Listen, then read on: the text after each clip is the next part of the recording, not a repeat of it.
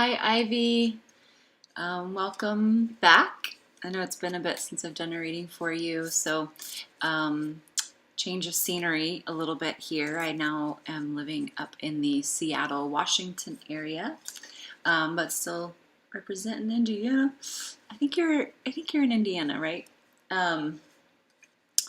I wanted to preface this with saying I am sending all kinds of love and light your direction. What you're going through is not easy, and um, and I can appreciate the grief and sadness that you must be feeling at this time. Um, I hope I've been meditating on the cards, asking what kind of message to share with you, and kind of focusing on your situation. So we'll see what kind of comes up from that. I don't like to. I like to meditate on it, but I don't like to force the cards to do or say anything that isn't coming through. So just so you know, I guess it's a disclaimer. You may or may not get clarity on the specific things you want, but just note that I did ask. I did ask for specific wisdom in that area. I also wanted to start out the reading with one of these guys. This is one of my favorite. My friend sent me this. I don't know if you're familiar with this. The universe has your back. I love this. This is what the inside of the box says. You are the dreamer of your dream. So I want to pull one of these for you. And this is just kind of just for you. I don't think it's really connected to the reading itself, but just something to carry with you. All right. Might be spot on here. My faith has the power to turn trauma into healing, conflict into growth, and fear into love. All right. That's for you to hold on to. We are otherwise using the Fountain Tarot deck. I don't think I've used this with you before, but it's my new go-to. This is what the box looks like. I love this deck. It's like my new bestie. It says, I love what it says. You are the voice and the breath of universes. And then on the back it says, awaken the questions. You are the answer. So it's got a good vibe to it. And I've been shuffling for a bit here before I started recording, as well as preparing my space. I'll show you my space here. I like to keep it real earthy. Candles, sage, some of my favorite crystals. And we'll just get going here. And I think I've said this before, but just to reiterate, I always recommend that when it comes to spiritual things like this, that you take what resonates with you and you leave behind what doesn't. Messages still get convoluted, and especially filtering them through other humans. I'm going to see some things sometimes just from my perspective and give you a message based on that. That may or may not be helpful to you. So resonance, if you think about what resonance is, it's like plucking a guitar chord, a guitar string, and it vibrates. Okay, that's resonance. So you'll feel it when something resonates, you'll feel it. And to counter that, the opposite is when it doesn't resonate and you feel nothing, like it just feels flat. Okay, so if something really strikes a chord with you, I highly recommend pushing pause right now, getting a journal or some paper, and jotting down not necessarily what I said, but what comes to mind for you, because that's really what's more important. It's more important than quoting me word for word, unless there's something where you're like, yes, I really need to hang on to that. But if like I say something like the sky is blue and you hear like blue is an important color, like that's what you should write down. Okay. So just know it may be that what gets said triggers something for you, and it's really what you understand that becomes important. Okay. enough preaching. I'll go ahead and begin here.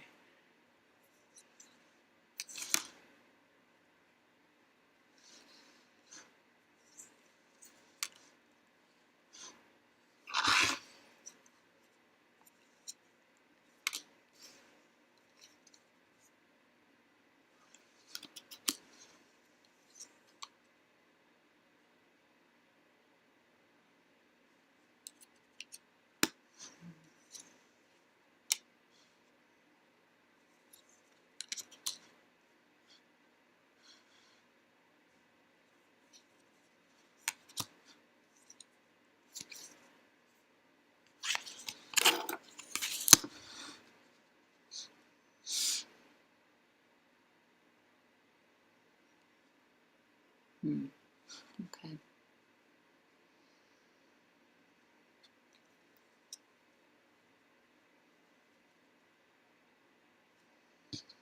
I have a feeling I'm going to pull some more cards, but we're not ready for that yet.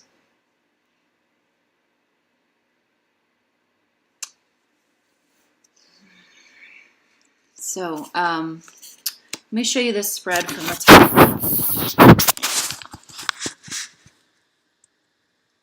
So you can get kind of an overview here. All right. This is a traditional Celtic cross spread. I like it. I like it because it provides a really good overview, and there are a lot of tools here for me to sift through. The card we have at the center, which is you in your current state. This is 3 of Cups. And you'll notice there are like all different hands here holding those cups, pouring into one another. It's a very feminine card, and I just get the sense that, and you can correct me if I'm wrong, but I get the sense that there is a group of women that you feel like this is I'm getting just really positive vibes from this. So, there's a group of women that you feel like really supported emotionally through this process. And maybe it's not women, maybe it's just people who are more feminine characters in your life. But I get the sense that you're being really supported right now. And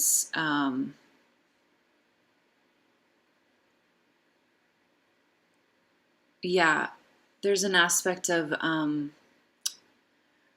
gratitude, practicing and expressing gratitude when that comes around, and maybe even the gratitude opening your eyes to seeing the level of support that you have.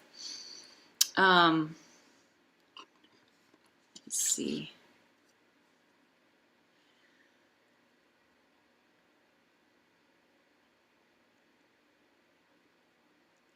I've had this card before, and it's always it's interesting. This is okay, you in the near future.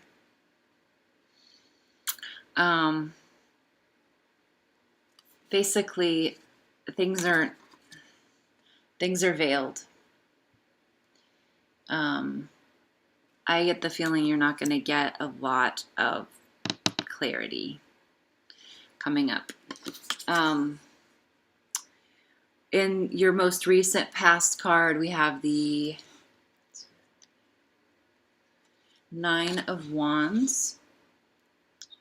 And it's a masculine character. I always get the sense when I see this card that he is building, that he's got like the wands in his hand, and they are providing little stair steps that he keeps using to get to the top of this pyramid. So there's a sense here of masculine energy really like step by, I don't know, it's like a collecting of resources is where you've been. And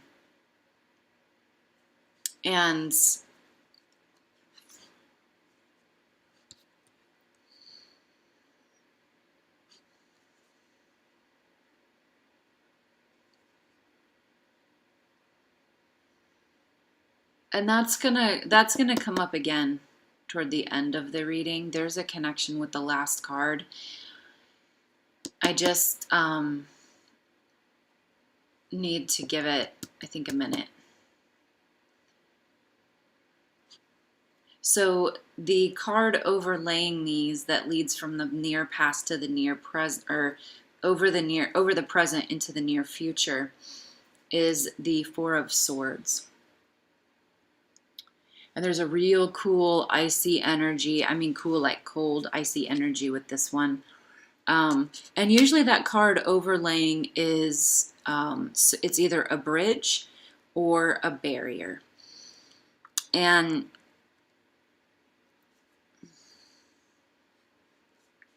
I'm kind of getting the sense that it is both. That this cold iciness, almost inability to warm up to support, or even to, I guess it's like it's this feeling of like holding yourself apart from emotionally. And if you do that, it's going to create more of this veiled confusion feeling. Vulnerability is going to be really important here, for moving forward in a healthy way. And it's interesting, the hopes and fears, and I think we're going to keep coming back to that, but that's what I've got for now. The hopes and fears. So this is the hopes, and then the fears. They're both juvenile, and they are both they're masculine and feminine, which I think is really interesting. Swords has to do with communication, and this kid always looks like Harry Potter to me. Swords has to do with communication. Pentacles has to do with like earthly manifestations. I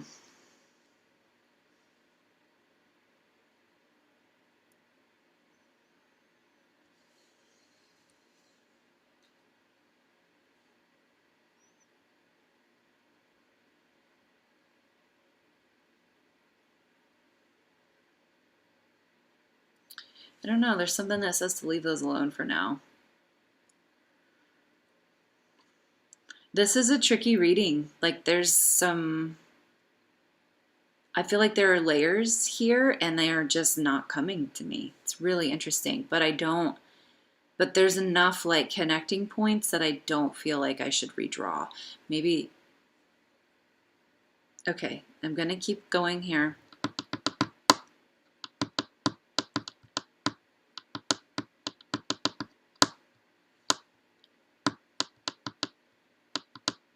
Okay, so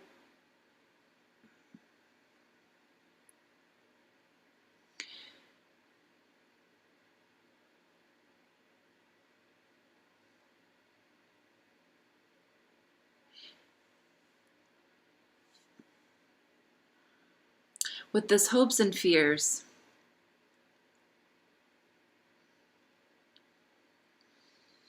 I think there's a hope that you're not going to go the way of the Four of Swords, which is that cold, icy card that I mentioned. But it's the Page of Swords that's in that category. I think there's this deep hope that, well, I don't know if maybe even it's a hope, but just a recognition that like your inner masculine is at a bit of a juvenile stage. And I mean, that's what I got with this card actually, was this sense that your masculine was doing some major work to try to move forward. And the wands are spiritual cards. They tend to kind of point to that area of our lives. And that makes sense, like acknowledging the masculine and feminine inside of you is a spiritual work. And I think the hope with this Page of Swords is that your masculine will be able to stand up and speak appropriately for you in this scenario.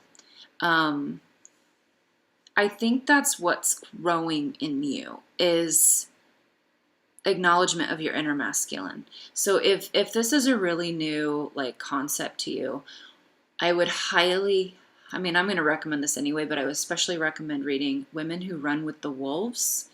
And that's by Clarissa Pinkola Estes, Estes.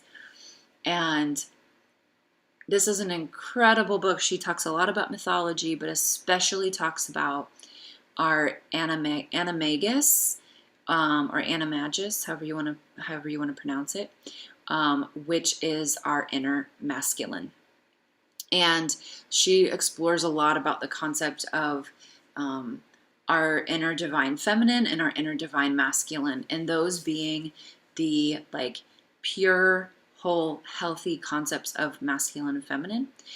And so masculine still leans toward like being the protector, the provider. And again, this is not male, female. This is masculine, feminine energy. And that's important to discriminate, because we actually all have varying degrees of both energies within us, and sometimes in different scenarios, different times call for different energies to step forward. But the masculine being the provider, protector, a little bit colder energy, a little bit more aloof, kind of distant, like loner type, where the feminine energy is warm, embracing, welcoming. Mother archetype falls in there. The warrior archetype falls in the masculine. So I would highly recommend Clarissa Pinkola Estes is going to do a much better job of explaining that, and explaining where it comes up in mythology and how that relates to us as women. But I think what I keep seeing in these cards is there's kind of this teeter-tottering between like the juvenile masculine and then the overcompensating masculine that feels like it has to withdraw and be alone. Because deep down, what you're hoping for is for that masculine energy to step up and protect you and guide you through the tumultuous nature of this. And especially since you're separating from your male partner, where that would have been kind of an immediate and easy source of masculinity that you could piggyback on, so to speak, you now have to develop your own masculine energy. And there's actually kind of some of the work I've been doing is like raising that masculine character, like raising it and teaching it how to be masculine, and then feeling it step up and just be like, I got this. I'm like, whoa. I had this really, I'm not going to go too much into a lot of the work I've been doing, but I did have this moment several weeks ago where I've always struggled with having a masculine energy that was completely disempowered, and that's for various reasons, trauma related from my childhood. But I've been working to empower it and like strengthen it and give it space and all of that. And I just had this like vision one night of that figure coming in and just saying, I recognize, to like all the heart, like the parts of me that have been really working at overtime to make up for the lack of masculine energy. I really felt like he came in and was like, I see you. I know how hard you've been working. He kind of like touched all these parts of me. And I just want you to know that I am taking over from here on out. I will take care of things. And that was such a beautiful moment for me because I've been working so hard. And I feel like you're kind of in the midst of, it feels really wobbly and shaky, but you're wanting that masculine energy back. And so there are parts of you that don't know how to respond to that. And they're overcompensating and going actually into the only thing they know, which is toxic masculinity, which is like build the walls, shut everyone off. So I would say if you want clarity moving forward, it's going to be really important to start doing the work of healing your masculine energy. of identifying it, speaking to it even, and empowering it so that it can accurately and adequately protect you, instead of kind of that fearful base of like pulling away and shutting yourself off. And that may be where like that need for gratitude was coming up earlier with the hands and the cups, and like allowing gratitude to guide you to seeing the support that you really have, and then opening yourself up to learning from that support. And I think that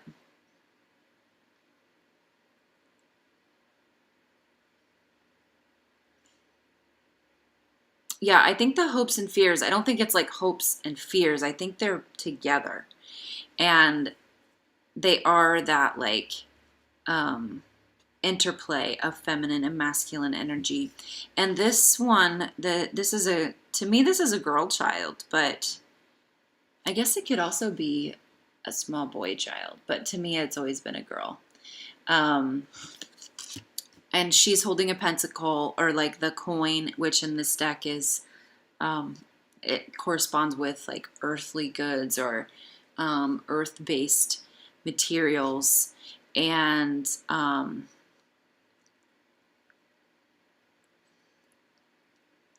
so there's almost this like,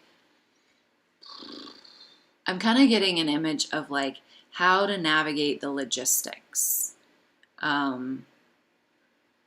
Like a hope that it goes well, fear that it won't, like kind of that balance. And the logistics being finding a new place to live, splitting up possessions, fear of losing out, fear that you're not going to get what's due to you,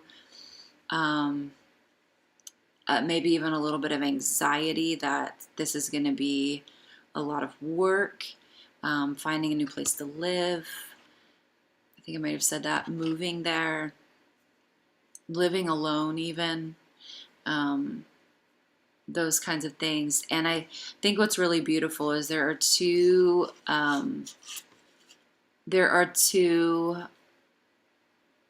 guides that are coming up.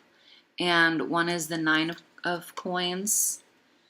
And what I love about this is that she is the mature version of her. And so you have this like really divine feminine force coming in that will help guide you through the material and logistical parts. And then also the other guide is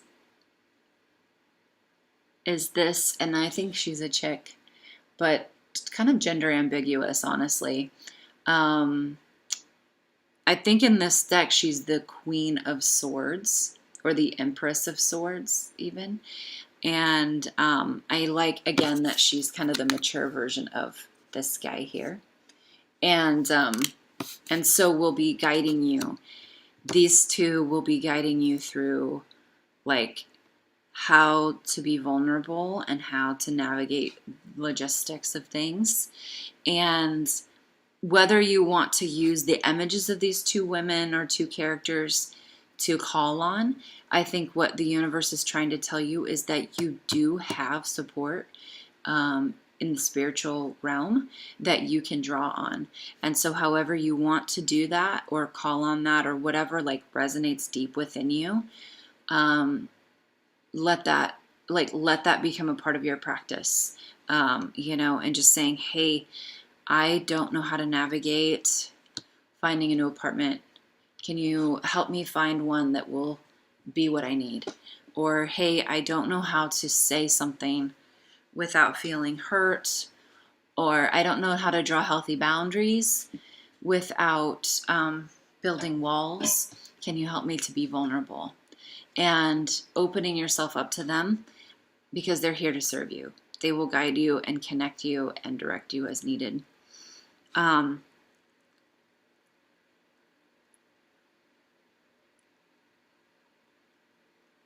also, this is down here as well. I love this image because it reminds me, I don't know if you ever watched Captain Planet, but okay, so there are all these people on the beach. Let's see if you can see that. All these people on the beach, and they have wands, and their wands are like it looks like they're actually coming from one source. So there's this idea that all these people are united. It reminds me of Captain Planet, this old TV show, cartoon I used to watch when I was a kid, where they all had rings, and they're like, when our powers unite, we are Captain Planet. And to me, this is a strong message of integration for you, that this process, or like part of what's happening and what needs to happen for you to move forward, is for all these different facets of you to start working together, to start pooling the power that they have. And I think what's happening is that you are in this season of shedding what's no longer serving you. You are awakening and acknowledging those things that do serve you well. And you're learning to bring them together in kind of this synthesis of and cooperation of gifts and powers and skills.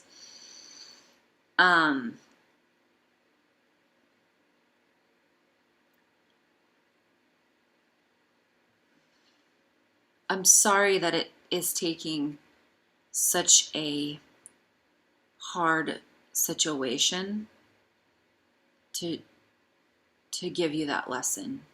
I'm sorry for that. Right or wrong, I don't know. Like, as far as the separation goes, I'm not getting any kind of direction of that. Just more so like how it's shaping you. And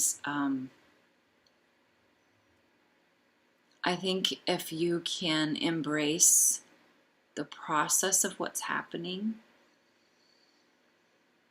it's going to be incredibly painful because it's vulnerable and it's exposing.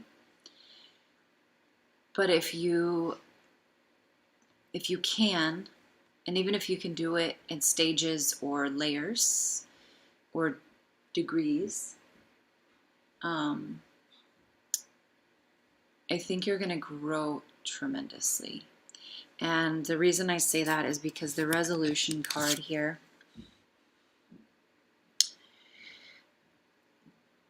is this guy, Seven of Wands. And I wanted to show you the contrast. I'm just really loving how all these things are matching up.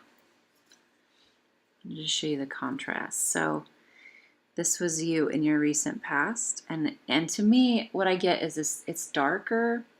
There's this sense of struggle and labor and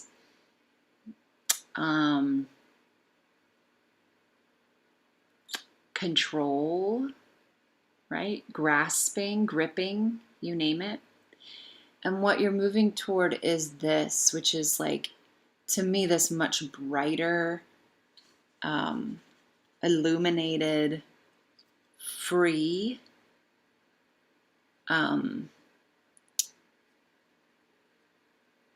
freedom, but also like when I see him like doing this, I kind of get this feeling that like even though he's not holding on to those wands, he's still commanding them. And so it's almost like control and grasping versus trust and freedom. And I don't know what your situation like with your husband has been like, but I'm getting the sense, and you can correct me if I'm wrong, that there has been a long time, a buildup of time of feeling like you have to really cling to something in order to keep it going, or you have to really cling to something to get where you need to be. And I think this breakdown, for some reason the Tom Petty song Breakdown just came to mind. That might be something you want to check out.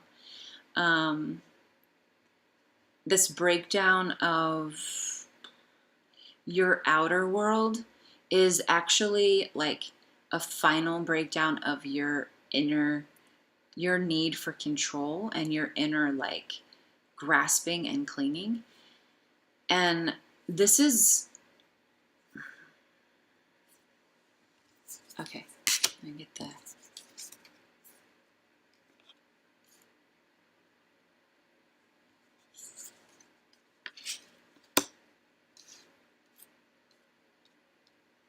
Okay.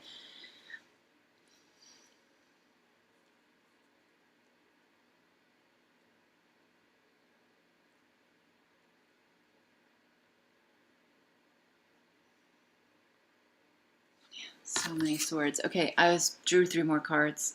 I think I told you I thought I might need to draw more cards, and then the time just came. So 3 of swords, which you can see is that like heart on rough waters. And yeah, I think it's, I don't know if it's a sense of like you just haven't, maybe it's all of the above, but like you haven't trusted your surroundings, and i.e. being in the relationship that you're in. So that has created some fear and grasping. I think it's also though just some of these more immature aspects of you. And I don't mean that you're immature, but I mean that there are some parts of you that are underdeveloped, and they are wanting. You've been moving toward a space of greater wholeness, and in order for that to happen, these parts of you need to start maturing and growing. And sometimes the only way for them to do that is to break free of some of the constraints they've been holding themselves in.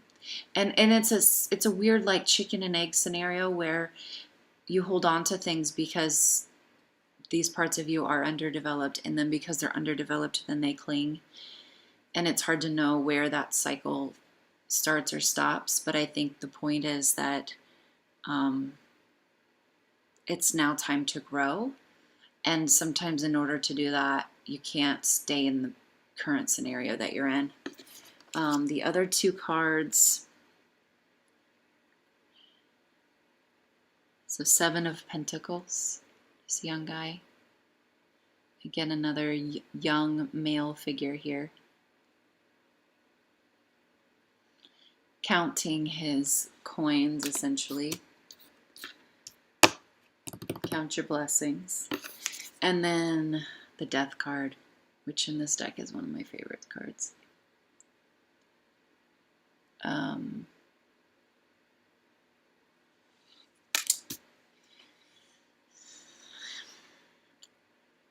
The Death card is usually endings. And I think in this scenario, it's coming up as a reminder that endings are not always the end. In fact, in life, they very rarely are the end. We need endings and death to give way for new beginnings and new life. And if that's been something you've been craving, new life, then this situation will get you there. I would really encourage you to live moment to moment. Oftentimes, that's the only way we can stay in our feelings and feeling our feelings. Grief will come and go. It passes over us like waves. So sometimes when you're in the thick of it, when you're really at like this guy here, when you feel those waves coming on, it's hard to believe that they will end, but they will. So just let them wash over you. Cry, scream into your pillow, pound your fists on something not human. Release that energy. Like there's I don't know if you've heard about like animals that'll shake. Like if they encounter something that gets like their adrenaline going, at the end of that encounter, they literally shake their body, and it's a way of like removing all those stress hormones from the body and releasing that moment. And so if you need to do something to release that energy, whether it's anger or sadness or whatever, find something to ground that energy into. One of the things I have done, I have definitely screamed into my pillow many times. I also like to walk barefoot on the ground, and I know that's hard to do in the winter. So, be safe, but you can also just kind of imagine this happening. Imagine grounding anxiety, frustration, sadness down into the earth, and imagine the earth taking it.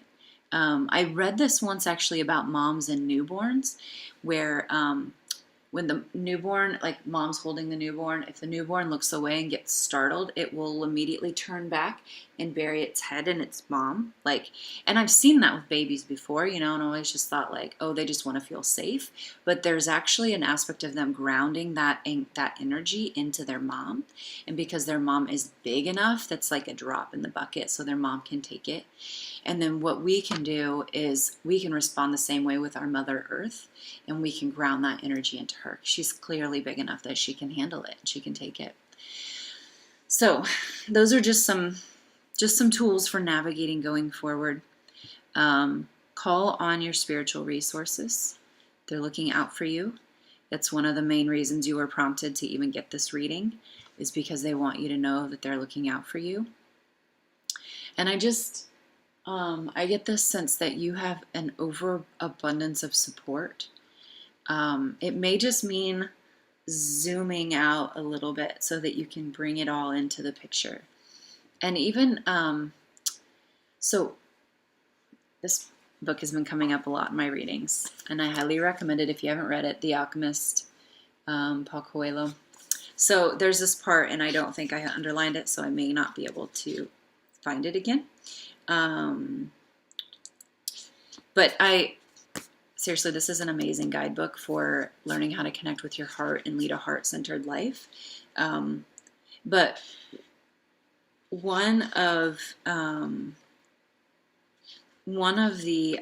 parts of the story is that the alchemist, so he can turn lead into gold. And so he does that, and they're staying at this monastery where this monk hosts travelers and takes care of them. And so at the end, he says, he gives the monk a piece of the gold that he's just created. And he said, "This is for you," he said, holding one of the parts out to the monk. "It's for your generosity to the pilgrims." "But this payment goes well beyond my generosity," the monk responded. "Don't say that again. Life might be listening and give you less the next time." And to me, that the answer to that is generosity. And so when you receive generosity, no matter how big or small, simply acknowledge and give gratitude for it. Don't question its enormity. Don't question whether or not you deserve it. Let the universe and spirit world know that you are paying attention and that you are ready to receive and give gratitude for what they give you. And I have a feeling that will continue to increase as you continue to practice that.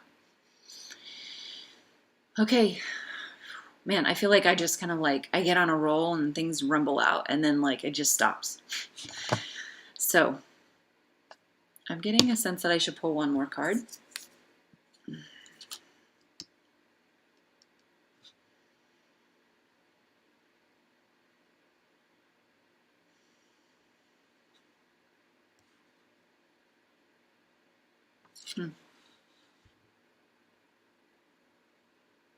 So it's the Eight of Cups. This is a very lonely card to me. A very lonely card. So just to reassure you, if you are feeling alone in this, you're not.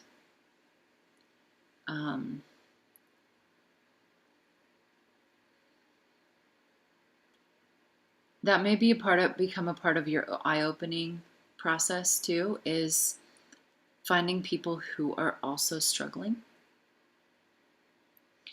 and uniting with them, uniting in support and understanding of each other.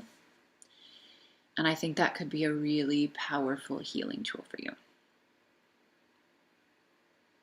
So keep your eyes open.